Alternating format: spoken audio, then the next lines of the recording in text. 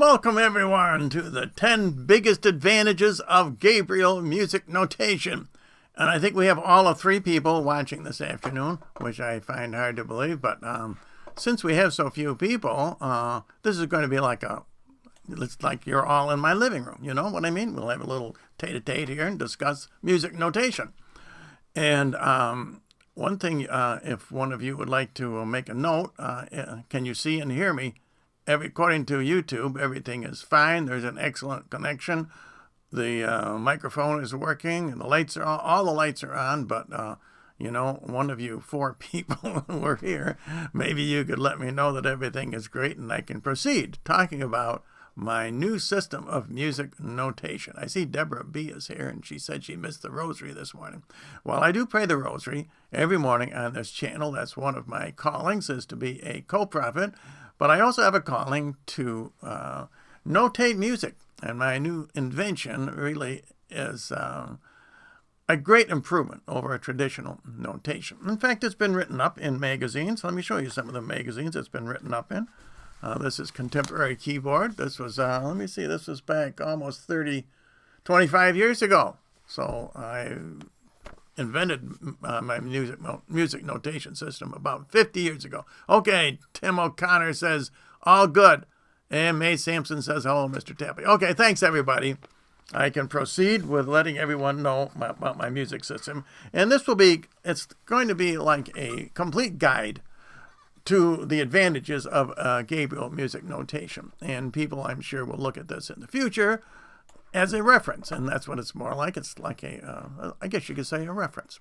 So I have listed the advantages to Gabriel music notation. One is that you learn just one 12-tone chromatic scale. On a keyboard, there's 88 keys, and if you learn traditional notation, you have to learn the location for all 88 keys if you want to learn the entire keyboard, for example. Not only that, but you can modify each one of those with a sharp or a flat, or more sharps or flats, or double sharps or flats. That means you exponentially, there are many, many more than 88 different combinations. Whereas with Gabriel notation, there's just one 12-tone chromatic scale. That's all you have to learn. Another big advantage is that the staff consists of 4 lines rather than 5 lines. And as we'll see, that's much easier to learn. There are no accidentals, sharps and flats. I remember taking piano lessons, and after I learned, rudimentary pieces in the key of C, I said, this isn't too bad. And then I was introduced to 1 sharp. I said, why do we have this? And then we had 1 flat. And then eventually you get up to 4, 5, 6, 7 sharps and flats, and it's horrendous. And it's all unnecessary. You only need 1 scale. You don't need 15 different scales. All you need is 1. A lot of people have understood this for many years. But as we go through this, you'll see that usually they added more complications than they improved. Another advantage for Gabriel notation is that the clefs are analogous. In other words, what you read in the bass clef is the same as in the treble clef. Whereas with regular notation, you've got to learn slogans like every good boy does fine, or every good boy deserves fudge. And there's slogans for both the bass and the treble clef. And another really important advantage of Gabriel notation is that the intervals are all accurate. And I'll give you some examples of this, and you'll see what I mean. So first I want to take a look at the advantages of a 4-line staff, and let's take a look at that. I've got these slides worked up here, but I have to, as you know, I am both the host and the engineer of this program. So let's take a look at the first slide I've got worked up. So here we see traditional staff on the left. This is the treble clef, and the Gabriel staff on the right. And as you can see, the traditional staff has 5 equidistant lines, whereas with Gabriel there are alternating lines, 2 narrow subdivisions, and a larger division in the middle. And some people who have suggested a chromatic notation which, as I say, people have long recognized would be a great advantage. They have simply added lines to the traditional staff so that you get 5, 6, 7, 8, or 9 lines, and it's impossible to read. And then sometimes they take out lines, or they make the lines dotted or colored or dashed or thickened or darkened, whereas the real solution is what I show here. A 4-line equidistant staff is much easier to learn. A 4-line, what did I say? Equidistant, a 4 alternating staff is easier to learn. And I know, for example, when I look for my packages in the Postal Service, I want to follow the Postal Service. They have numbers, they have like about 20 different numbers. And you type in those numbers that you've been given on your slip to find out where your package is. You'll notice that those numbers are all in groups of 4. That's because that's what you can remember easiest. 4 numbers. And there's 4, 4, 4, 4. And you type those numbers in. They could go down to 3, but you want to get the maximum that you can read is 4. 5 is a little too difficult for most people. 4 is pretty easy to handle. Well, that's the same way with my Gabriel notation. 4 lines is maximum. You go more than that, and you're in trouble. Okay, now let's look at my second slide, which continues with this advantage of Gabriel notation, and that is that the clefs are analogous. I think that is my second one. Yes, analogous clefs. In other words, the treble clef on the left, the notes are in the same position as on the right. And I have shown D, for example, in the middle, which is the white note between the 2 lines that are farther apart. And the top line in the Gabriel clef, in both the bass and treble, is the ABC line. That's where you find the notes A, B, and C. The line below the ABC line is the EFG line. That's where you find those notes. So that's all you really have to learn. And those are repeated at the lower part of the notation. Notice that I have maintained the clef signs. In other words, there's no need to fix something if it's not broke. And I kind of like the clef signs, the treble clef sign, the bass clef sign. If you want people to adapt your notation, I've tried to use as many aspects of traditional notation as possible. So now let's look at my third slide, which shows that you can register more notes in each clef with my system. And that's because the note heads are separated by 1/3 of a note head separation rather than a half note head separation. On top you have the traditional distance between notes, and I put the dotted lines in there just to make it easier that the notes are separated into halves. And that's how they ascend the scale. They ascend the scale or they descend the scale by half note head intervals. With Gabriel at the bottom, you can see that they go up or down at 1/3 note head intervals. And as you can see, I have introduced black notes, and we'll see that the black notes are for the black keys. White notes for white keys, black notes for black keys. And the disadvantage of other previous chromatic notations is that in order to get in the 12 notes in a chromatic scale, you have to add 40% staff height. Whereas if you compress those notes so that they are separated by 1/3 of a note head rather than a half note head, you can notate all of the notes in any piece of music in very little more space than traditional notation. That's one of the great advantage of Gabriel over other notational proposals. If you look up the history of music notation, you'll see that for over 100 years, people have been suggesting chromatic scales, but none of them have understood that the way to get all those notes in the clef is to have the notes go up and down the scale at 1/3 note head intervals. And let me see if I can show that a little clearer with my next slide. So in here I've taken out the dotted lines. And you can see on the left is traditional note head. Rising up and down at 1/2 note head intervals. On the right, they go up and down at 1/3 note head intervals. In other words, 4 notes register in the same space as 3 notes in traditional notation. This is how you can get in the 12 chromatic notes into Gabriel notation. Notice that the 2 notes which intersect a line, that is a white note and a black note, the color distinguishes, the color and the size and the shape distinguish the white notes from the black notes. And that makes it much easier, because otherwise, if they were all, let's say, round white notes, or oval white notes, I probably should say, the 2 notes that straddle the same line might be confusing. So by distinguishing the black and white notes, just like on the black and white keys on the keyboard, you overcome that particular problem. So now I want to show you that how much more notes you can get with Gabriel notation.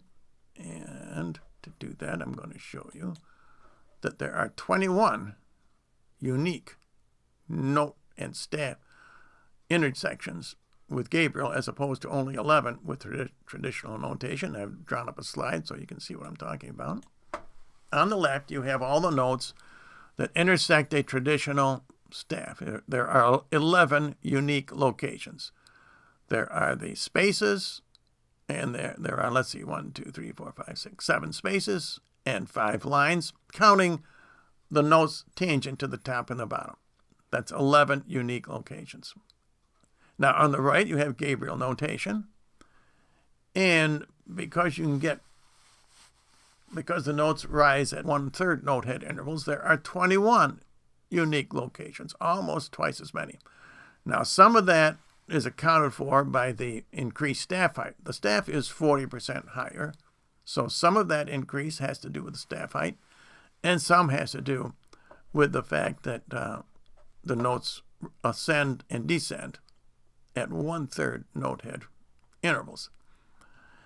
In fact, music publishers will probably use less paper with my system, for those who may find that a big problem, because even though the staff is a little higher, it does accommodate more notes, and you get rid of all those sharps and flats and accidentals and double sharps, double flats, key signatures. All that is eliminated.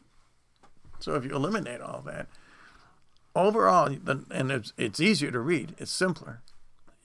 I suspect that any music publisher who dislikes my system because the staff height is slightly larger, I don't think that is going to hold any water. Okay, let me look at the next one. My next slide to show you what my system is like. We're up to the 6th slide. This is the chromatic scale. Okay, so this shows you, this is all you really need to learn for Gabriel music notation. There are 12 note and staff conjunctions shown here, and they repeat all up and down the 88 keyboard, for example. My notation is most advantageous for keyboard players. And I have shown the treble clef here with sharps. Those are the black keys, the 5 black keys. And in the bass clef, I have shown flats. Notice that the flats and the sharps are in the same position on the staff because they are the same note with equal temperament, which is what we find on the keyboard. Notice how all of those locations repeat. In other words, let's say the note A at the far left is actually this. I don't show it on here, but it would be the same as A on the far right would be the same location, and they certainly repeat, as you can see from the bass clef to the treble clef. So, in other words, learning Gabriel notation is going to be 15 times easier than learning standard traditional notation. And that's because you get rid of 15 different keys. There's only one key. Playing all music is going to be as easy as playing C major. And everybody will tell you C major is easy. That's the first scale you learn. You don't learn 6 or 7 sharps or flats until you're in the 5th or 6th grade as far as music goes. It doesn't have to be that way. In fact, it would be better not to be that way, because those black keys are easier to play on the fingers. The keyboard is designed for the fingers. The black keys, the middle fingers, play the black keys easier than the white keys. The only reason composers use scales in C major or with 1 or 2 sharps or flats is because it is easier to read, not because it sounds better, and not because it's easier to play. And my system takes care of that problem, and I have been working for 50 years to convince people of that. I think eventually people will. Now I want to look at some typical chords. Let's take a look at this. My next slide. Now here are some typical major scale chords in the treble clef. D major, E flat major, E major, F major. And it's obvious which of those notes, for example, are black keys. They stand out like a sore thumb. And the white keys are the white notes are the white keys. Let me show you some examples. In the bass clef, same idea. And except with these, I have shown that the octave note, as you can see, the top note and the bottom note of each of these chords are the same note, except that they are a different pitch, but they are in the same location on the staff, which is what they should be. So, in other words, learning to read notation should be no more difficult than learning to read a keyboard. Because on a keyboard, there's only 12 notes per octave, including both the black and the white notes. You shouldn't have to have 15 different ways to read those 12 notes, which is what traditional notation does. Excuse me. Let's look at the next slide I've got here. I don't think I've shown you this one. Oh yeah, I just showed you that one. So let's look at the next one. Okay, now here's an example of various note heads that are available in Gabriel music notation. The black notes represent the black keys. The white notes represent the white keys. That's the most logical way to have it.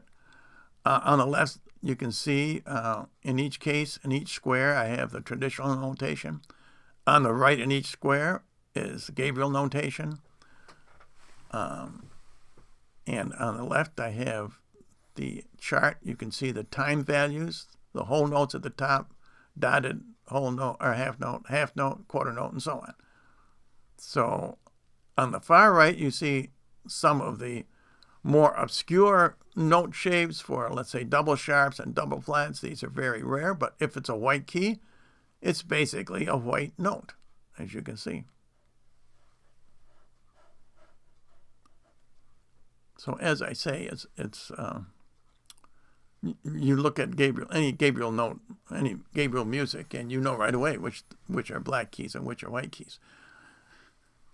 The reason you distinguish between sharps and flats with Gabriel is because some instruments can distinguish between those two, between a sharp and a flat, between G flat and A flat, for example. Not on a keyboard. On a keyboard, you don't need it, and of course, that's why it's amazing that a chromatic notation has not been accepted before now. So now, let me look at my next slide. I think I looked at shaped notes. Oh, accurate intervals. I want to show you how Gabriel shows intervals like thirds and minor thirds and major thirds accurately, which Traditional notation does not do. Okay, now on the left, this is traditional notation, and I've put a note in each of the spaces, which would be F-A-C-E. That's another slogan you learn to learn the keys in the 4 spaces. On the right, you see the exact same notes, F, A, C, and E. But you'll notice that the distance between F and A is larger than between A and C. And that's because a major third, the distance is greater than a minor third. Traditional notation does not show that difference, whereas Gabriel notation is accurate. So let me show you a few more examples of accurate intervals.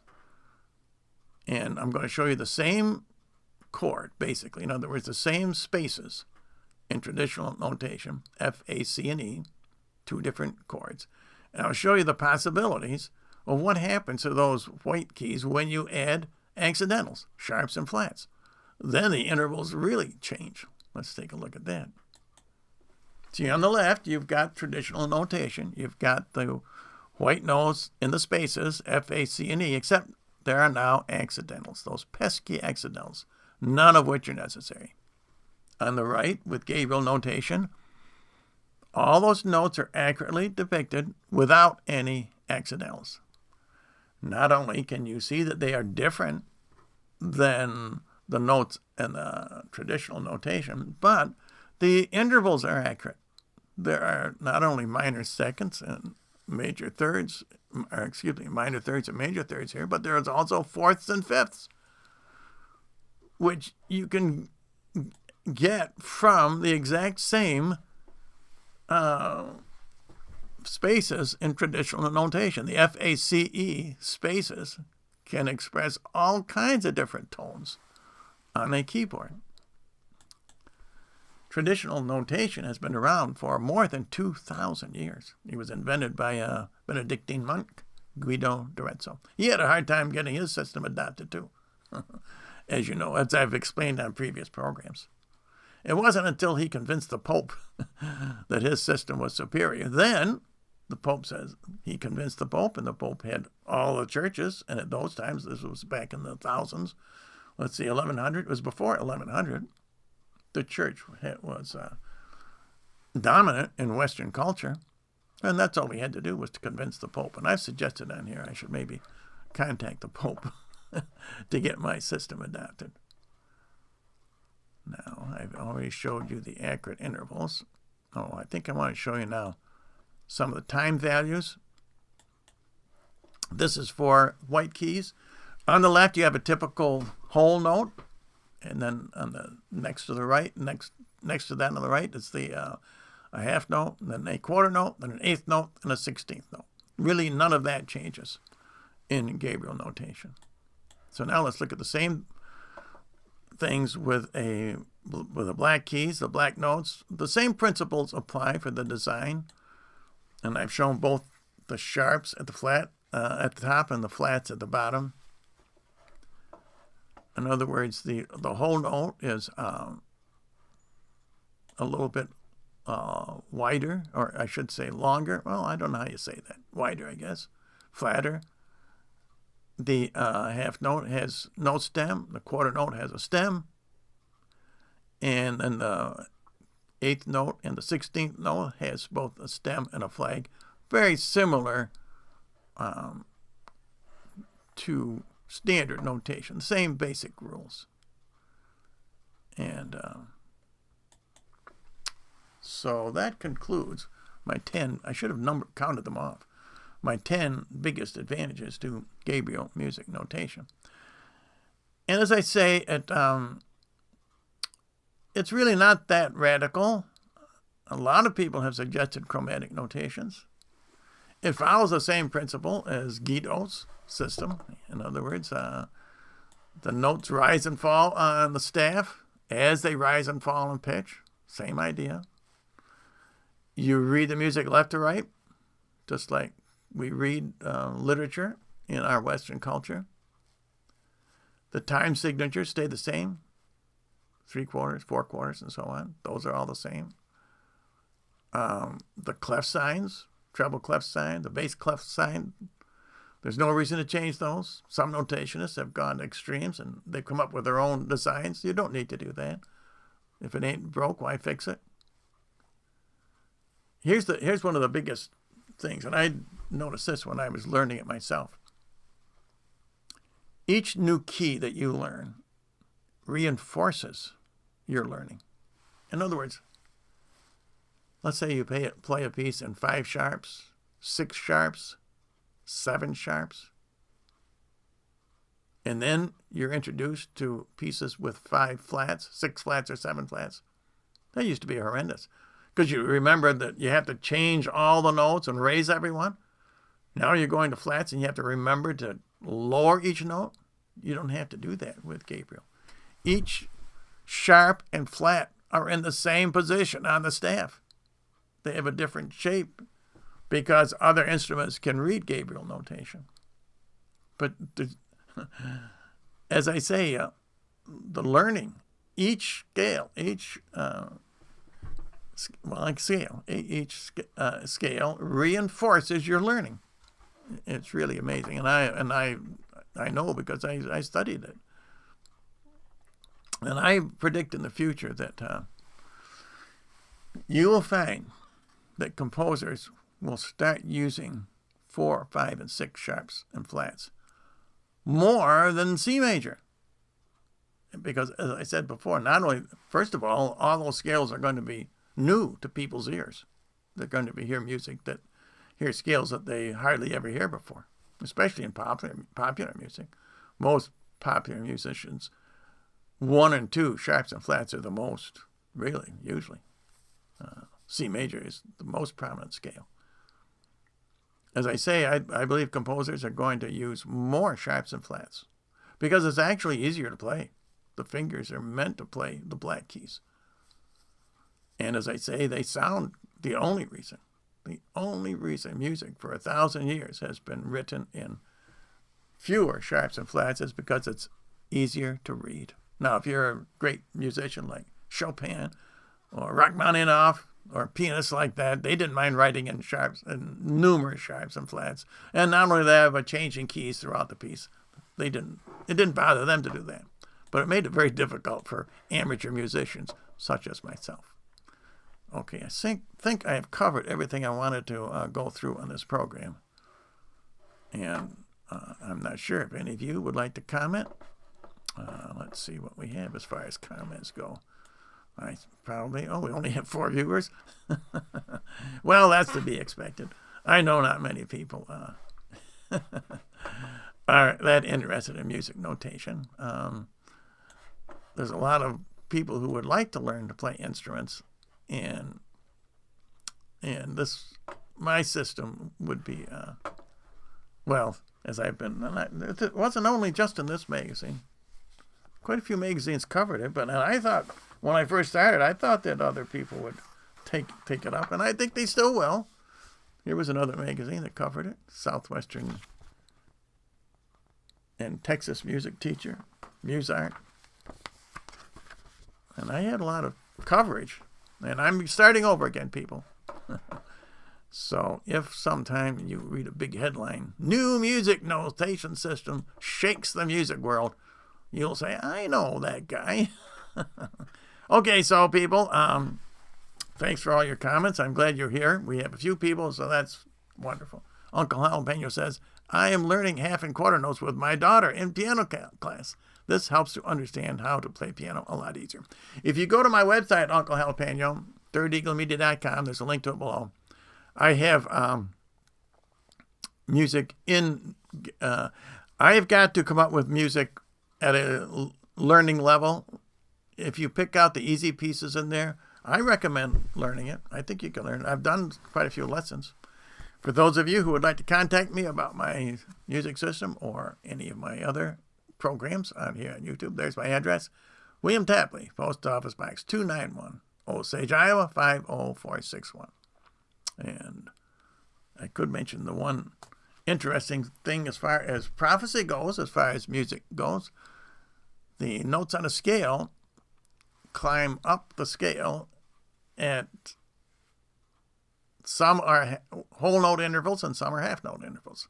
The first three notes are do, re, mi. That's 3. Fa, that's a half note interval. And then there's 2 more whole note intervals and then a half note interval to conclude the octave. That's 3 before 2. And as I've said before, that's God before me. And if you want to go up to heaven, you put God before me. Okay, there's my prophecy lesson for today. So thanks, everybody, and I'll see you whenever I see you again. Good night, everyone.